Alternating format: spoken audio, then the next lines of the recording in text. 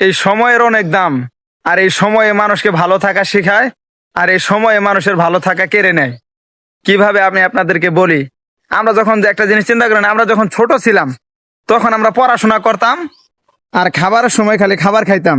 ঔষধপত্র, টাকা পয়সা, পড়ালেখার খরচ, জামা কাপড়, এইগুলার চিন্তা কিন্তু আমাদের মাথায় কিন্তু ছিল না, কারোর মাথায়।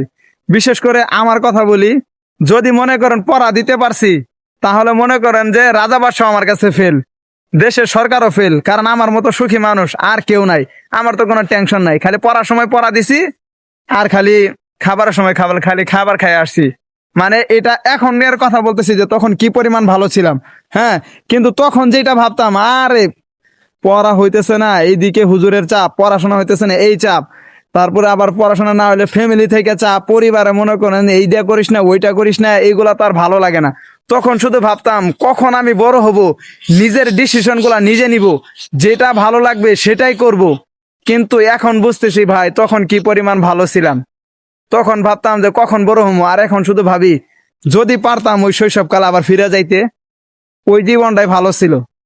এই ফ্যামিলির দায়িত্ব যার কাঁধে পড়ছে ভাই, তার তো জীবন আর কোনো নিজের প্রতি আর নিজের কোনো খেয়াল নাই। সে নিজের মধ্যে নিজে থাকে না, ফ্যামিলিরে কিভাবে ভালো রাখবে।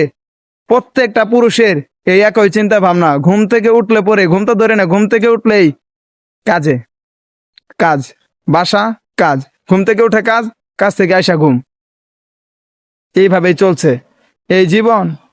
আর ভালো লাগে না, মন চায় আবার শৈশবকালে ফিরা যায়। আপনাদের কি মন চায় একটু জানায়েন তো।